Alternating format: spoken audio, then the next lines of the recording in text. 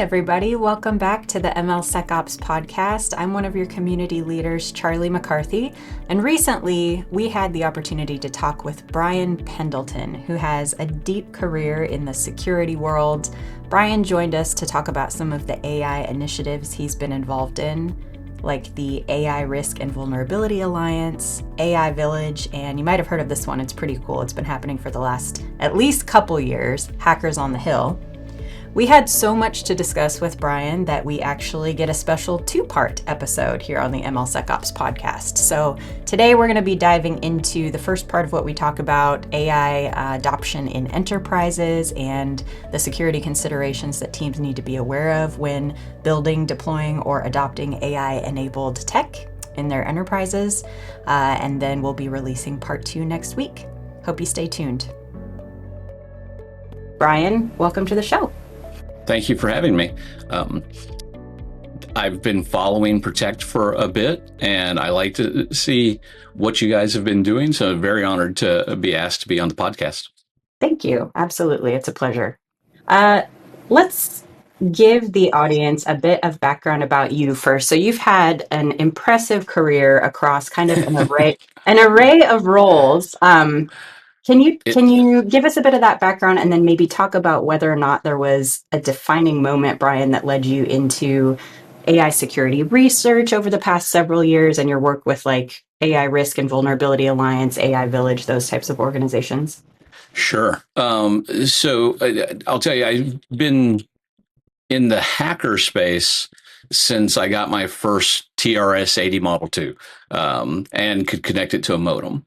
So that security, playing around with computers has been there since I was like 8 years old and actually my dad got the computer. I just took it over. Right. And then when I was originally going to go to school, I wanted to be a lawyer. Of all things. But I also was going to do engineering because I wanted to do like patent law or something. And in college, what sparked the interest in security again was seeing university computers and how they were networked with other universities and even other buildings within the colleges and realizing, wow, there's a lot you could just do on these systems and no one would ever know or be able to stop you if they did figure it out, or and then, as you said, I have really a varied career, and it's just because people, I think I'm a natural born troubleshooter, and people have just always said, hey, come work for me and help me with this problem. And so I go and do it for a while, but hacking and dealing with computers is like my video games. So that's how it's always been with me.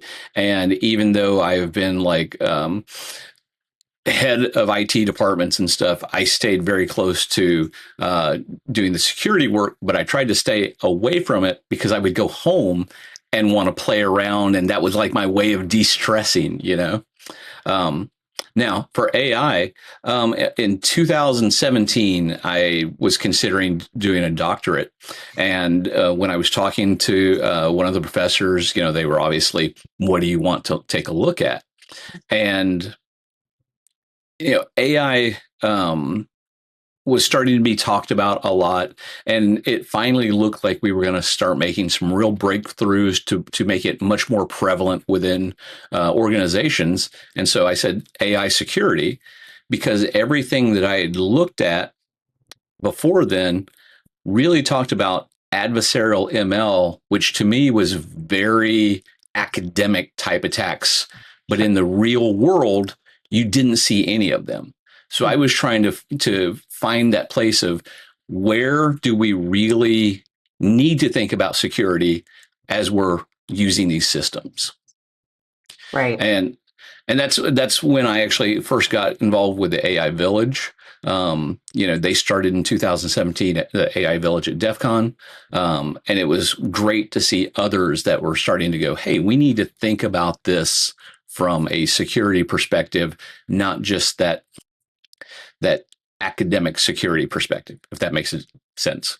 It does, yeah. And I like the comment that you're making about the academic space, I mean, there's a ton of great research out there, but when we're talking about practicality and like real world attack scenarios, the AI security space occasionally starts to feel a little bit noisy. And even on this show in particular, we try to be really conscious of making sure that we're bringing kind of new educational elements to the audience and not just regurgitating the same themes show after show. Yeah.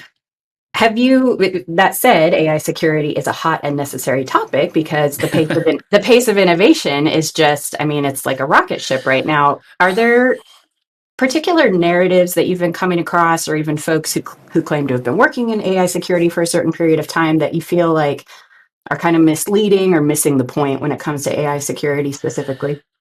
So, I mean, obviously, every time that there becomes a lot of money, let me rephrase that. Every time that money starts pouring into an industry, or the at least talk about, well, we need to do X or we need to do Y, people kind of pop up and start going, oh, we can do that.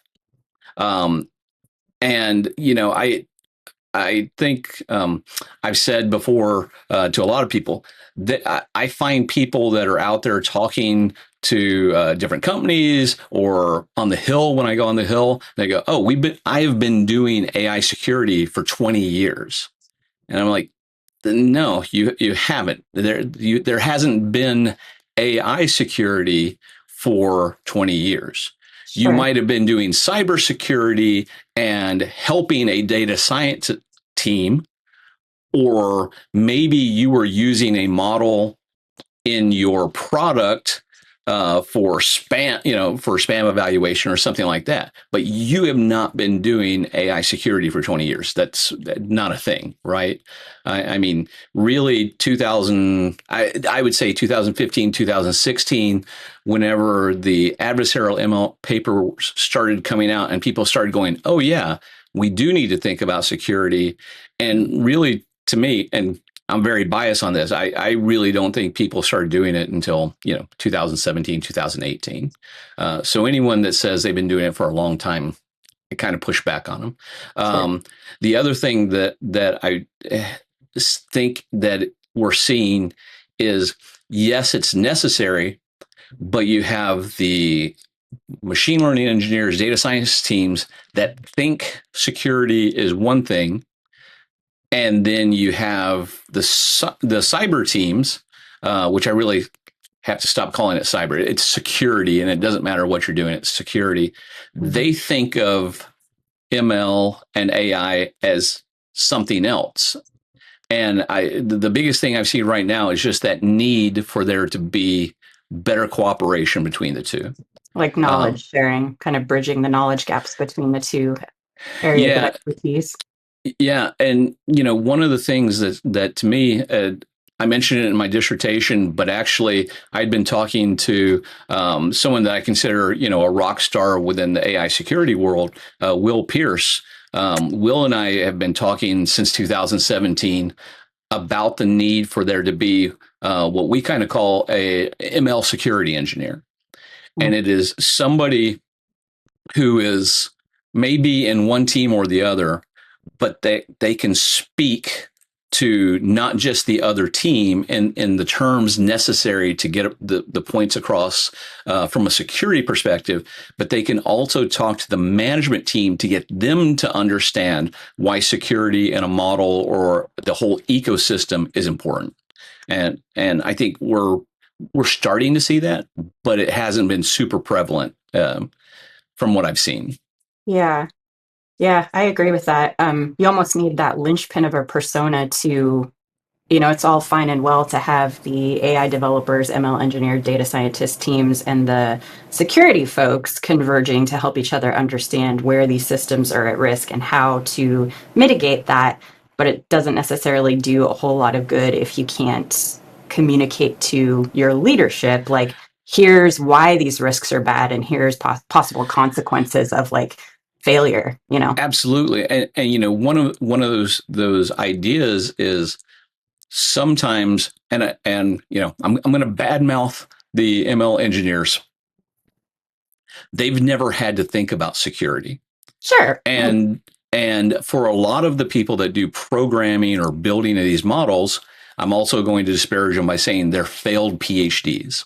And what I actually mean by that is, they went out, they got a PhD, and they were like, man, I really wanted to be an astronomer. I really wanted to be a geologist.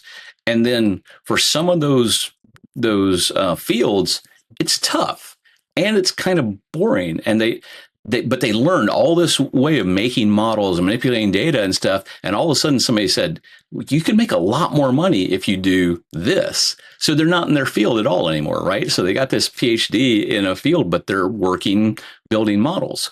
But a lot of those people didn't learn secure programming practices. They weren't an undergraduate computer science major, a master's in computer science.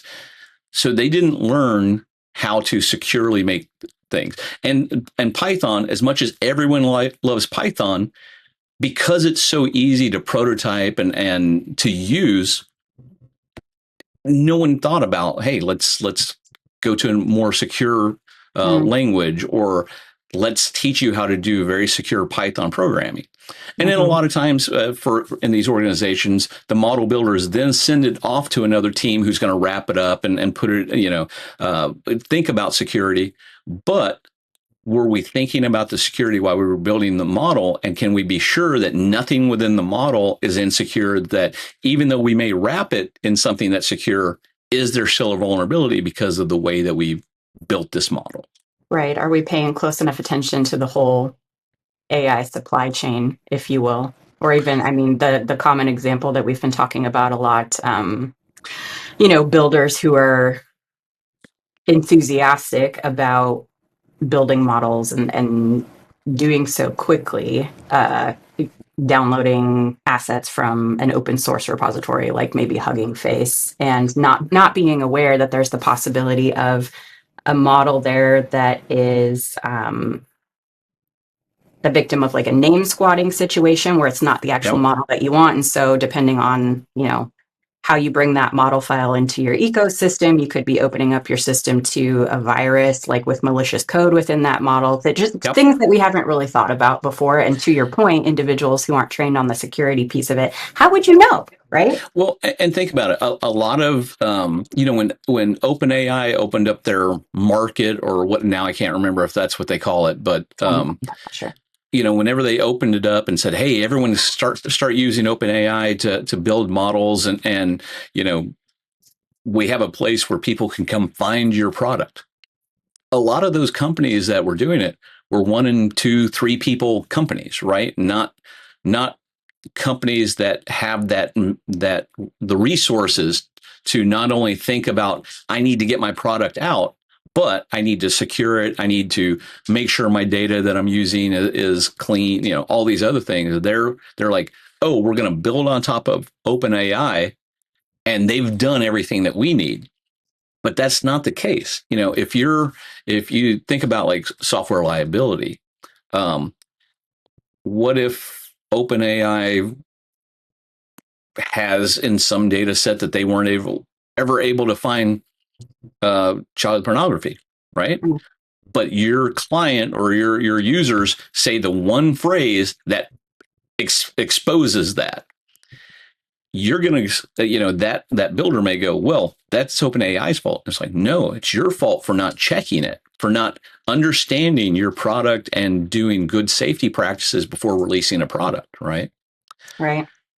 And the tricky part right now also is we haven't reached the point where there's enough legal precedent for that kind of stuff to be like, yeah, no, I'm covered. It's the other person's fault. Like, well, maybe until a court decides otherwise. And then from there, they'll start to figure that stuff out. But you can't depend on that. Okay, this is maybe a good seg point, Brian, for us to transition into talking about more of the AI attack surface. I'm curious from insights you might be able to offer from your experience within the IT realm. You've spent a lot of years working with like complex IT and network environments. How do you envision AI systems changing the traditional system security model? Well, and here's the funny thing. I was just at the last ShmooCon a month ago, and I got into a large argument with somebody about this. To me, we have to remember AI is just software. It's there is nothing magical about it. And quite often, when going towards that, I've often seen the ML teams, data science teams, actually try to tell the cyber teams, yes, there is something magical about it, to get them to kind of acquiesce to some of their requests, right? Oh, shoot. No, we don't want that. But, that is exactly that idea that if we look at it from just software, and then from software, we look at it as a system.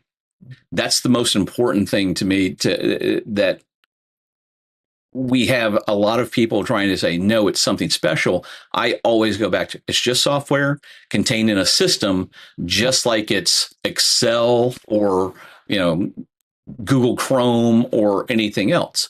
Yes, it does something different, but every piece of software does something different.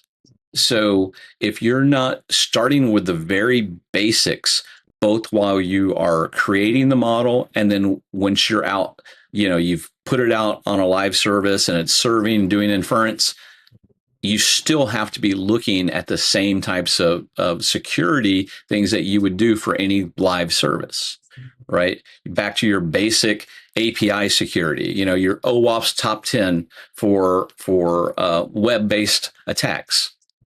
Those are all relevant for OpenAI, for Claude, for ChatGPT, anything that's on the web. It's not, oh, this is a model.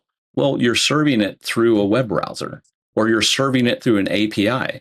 So everything that we've learned over 50 years of security, you need to be doing. Just because it's AI doesn't mean it's different.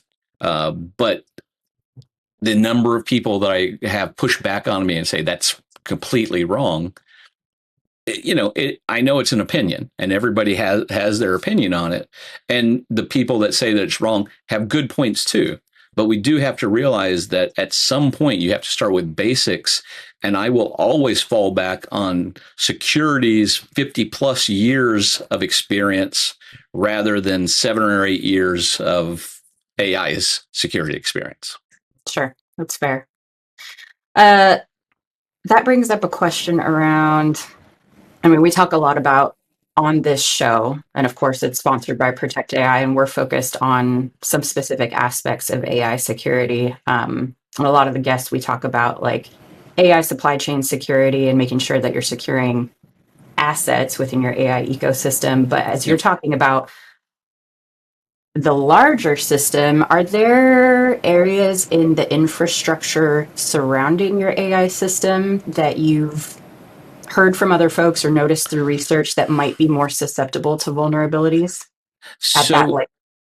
So one of the things that I found when I started off my research, there's a person by the name of Sean Riley, who in 2014 came up with this cyber terrain model.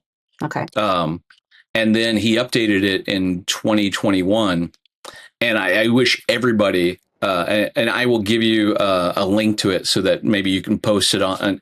And I think that everyone should take a look at it, because he did a very good job of pointing out every point that he could find that could have some type of cyber attack.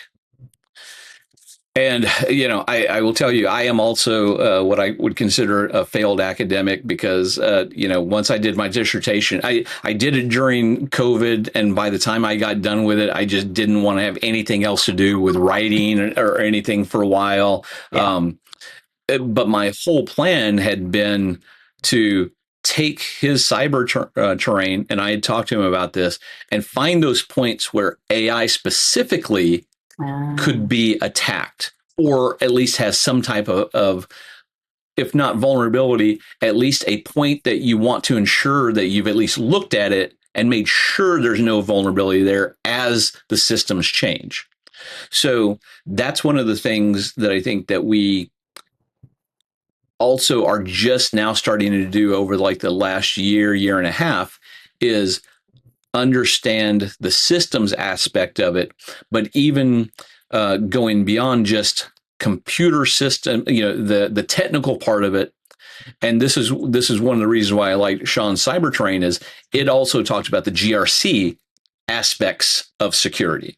So I think that we're finally starting to see people also talking about GRC and making sure to bring in the management team from the day that somebody says, I think we should build a model.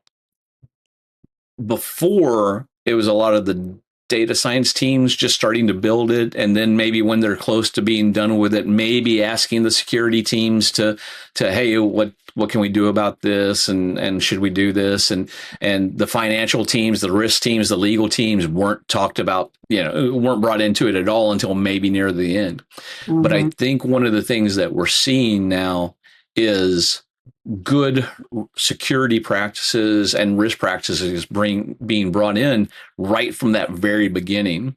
I still kind of question, at least from a for-profit organization, do they bring in the finance people a little too late? Because we still have a huge number of projects that just fail, right? And so they're costing companies lots of money when you put all these resources together and then you don't get a product out of it. But I think that that's also, at least on mid and smaller size companies, I think the security teams tend to try to cover all of these different aspects for good or worse, because sometimes that can maybe put too much pressure on them to try to find every single risk, every single thing that could go wrong. And you're never going to do that right. And then one of the other things about going back to like supply chain, right? It can be so hard. Just Python. Let's just take Python. The versions move fairly quickly. And so a lot of those versions, there's an increase because there's a security fix.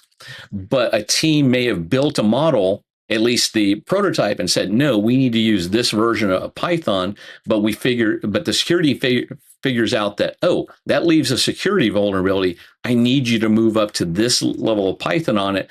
And sometimes they'll go, no, I can't. I need this package, and it's only at this version of Python, or something to that effect. And or maybe they need a package that hasn't been updated in a while, but there's known vulnerabilities, right? So it becomes very hard for the teams to figure out what they should do. And that always gets back to the main focus of the security team, right? It is to keep things secure, but not at the expense of the organization not being able to do its work. Right. So what the data science team needs, or the finance team needs, or whoever, they should be able to state, I need to do this. And the security team should go, okay, but to make sure it's secure, we have to do this X, Y, and Z. In the past, with data science teams, I have found that in general, they kind of get to override everything because that whole it's magic thing, right? So the management team is, no, we need them to do this. And it hasn't been until recently that the security teams have finally started to go, no, this is important. And I think that has come about more because of the reputational risk of LLMs. Mm-hmm. Once there was a risk that a management team could actually really see, it made it a lot easier for the security team to finally say, see, we've been telling you, you need to have these issues addressed. Yeah. And the impact of those risks too, like if there is a failure or what have you, like, are you going to be facing financial consequences, reputational damage, for your brand? That really, really catches management's attention. And let me do one other thing is, so the other thing is with AI, so many people confuse safety and security. Right. And the security team is not necessarily in charge of ensuring that the model is going to be safe, or that any other system is going to be safe, right? That's not really security's role. It may be put on them in an organization, but that's one really hard thing is you may have a security team that doesn't understand the safety aspects of AI. Sure.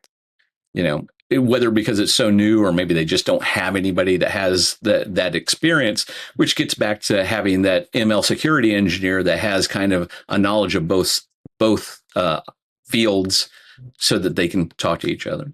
Yeah. I like the overarching message of, or the idea that security is this piece under a larger GRC, governance risk compliance umbrella, because that really puts the focus on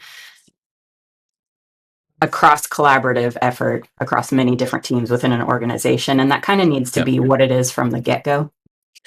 Absolutely. I mean, I like saying security is a team sport, and I'm not the one who came up with that. I've heard that from the time I was in the military, and I've seen it everywhere, right? And it is a team sport. And if one member or one group within the team doesn't want to play, your system is instantly less secure than it could be, because they're making it harder for the people that do want to make it secure to secure that system. Yeah. And to me, security starts with the governance. I mean, any organization, the management team has to be telling us, how much am I willing to risk, right? So they set the risk. How much am I willing to spend for my security? So they set the budgets. I mean, they set everything. And right now, it's kind of a Wild West, right? Because the U.S. has not passed any AI governance laws.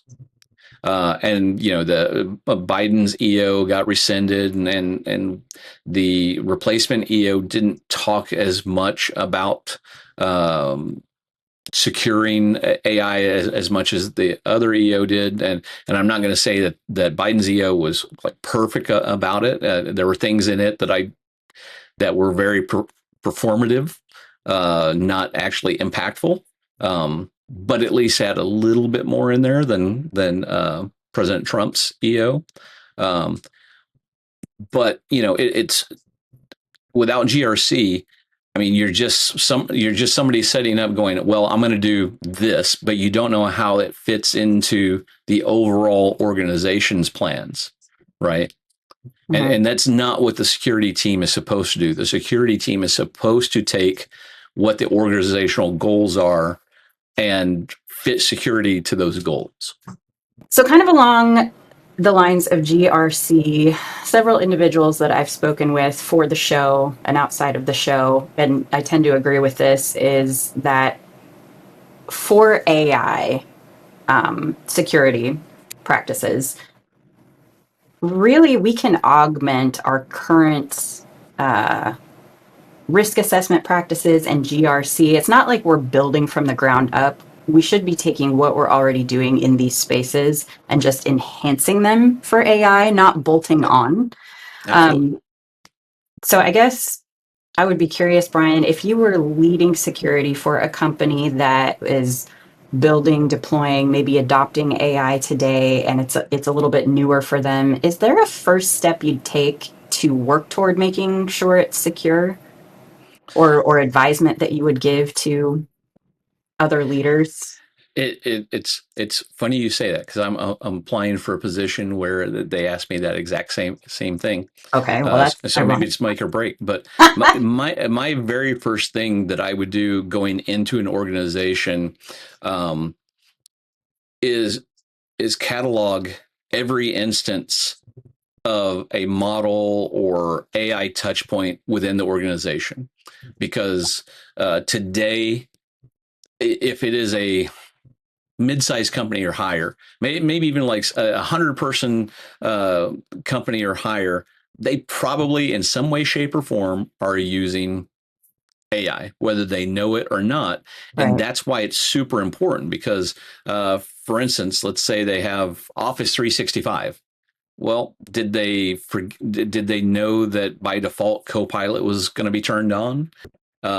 And if they did they allow it to be, did they make a conscious effort knowing that on this date it would be turned on? We are going to allow it because why? Were they purposeful in why they have every piece of AI related software in their systems? Because that from that starting point, then at least the initial surface that might be attacked.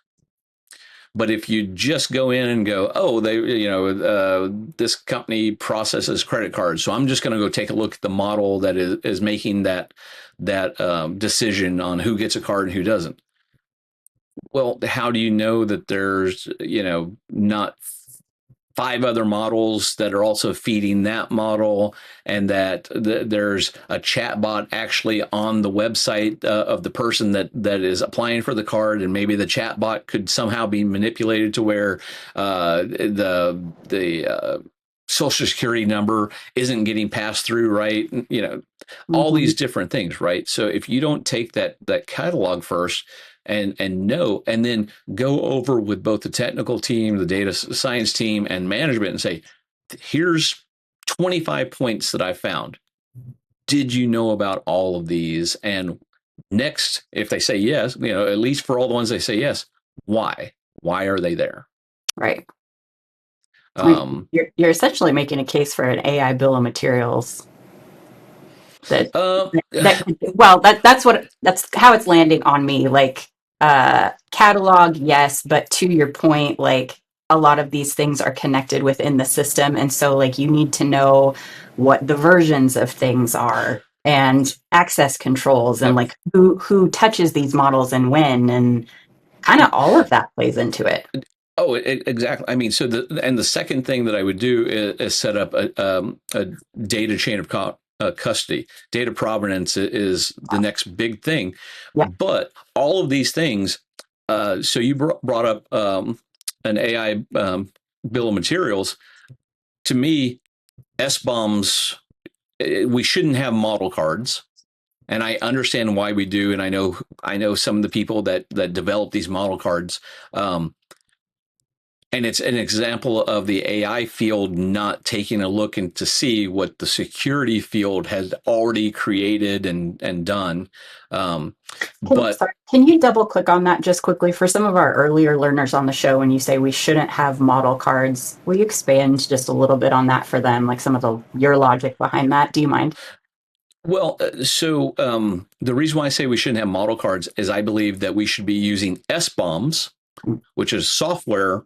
And since I say that AI is just software, that format that CISA has already created for everyone is what we should be using. But there are sections in there that could be specifically either enhanced, or we could add an additional section in if there is something very AI specific that needs to be in that software.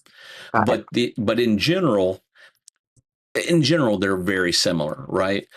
So no matter what, we should have a document that says why we have this, who's supposed to touch this, how often are we supposed to update it, what are we supposed to do when we're going to retire it, all of these different things. And then, yes, there should be a section of, just like if you're building anything where you're like, here's all the different things that went in here with the versions, all of that. Here's all the different data sets, yada, yada, yada.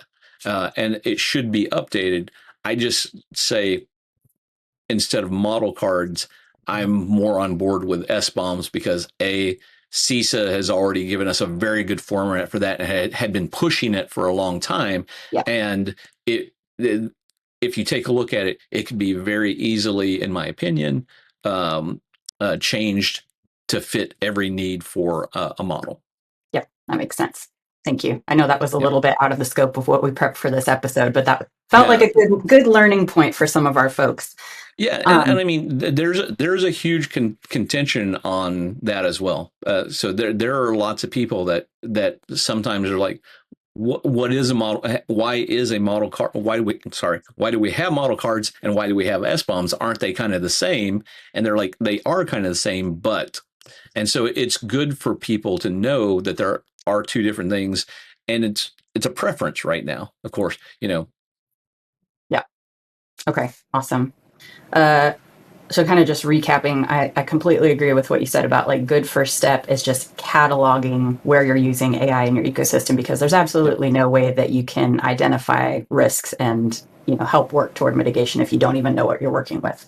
and and that's also trying to catalog shadow IT as well. So Yes. taking a look at your net flows, and are people on their cell phones? Can you tell that there's traffic going to Anthropic and OpenAI and stuff, so that maybe they're not using it on their browsers or something, but are they using it in another way? Yeah. And Which, then which, by the way, is not a bad thing. We just want to be able to know and coach on, like, and have those safeguards, guardrails while well, that use is happening.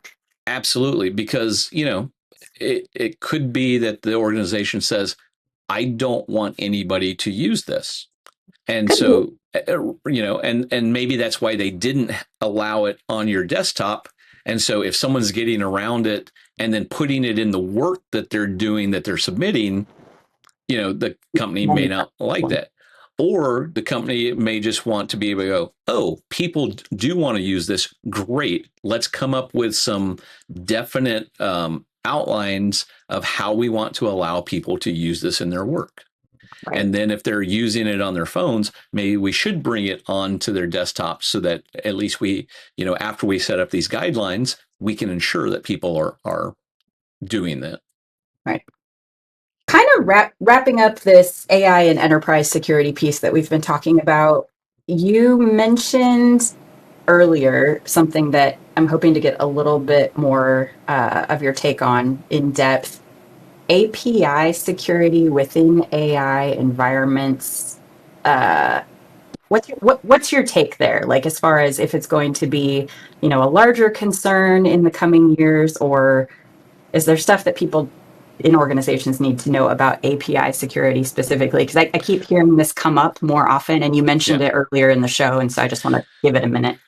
So I'm going to be honest with you. That's a topic that I am not an expert on. Again, it's one of those things of, it's a touch point that you have to take a look at. Yeah. In my opinion, it will be important because more and more services are being generated not actually on ChatGPT's website or Claude's website or anything, but through APIs, right? So, for instance, most of the services that I've seen on OpenAI's marketplace, they make their calls through APIs.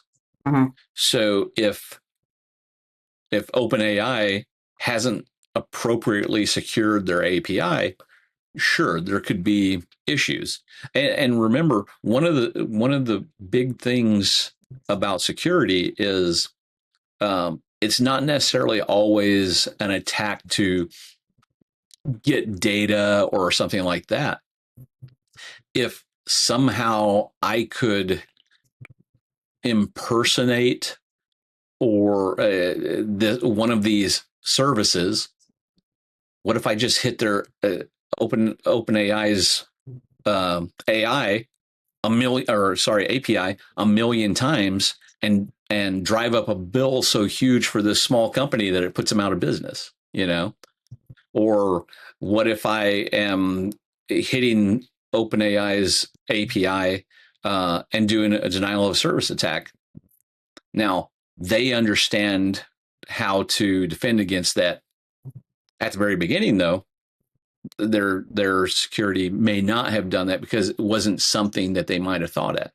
Sure. But as people start building other models, if you take a look, let's forget the big guys, but if you take a look at other companies, they've started building APIs to access their models.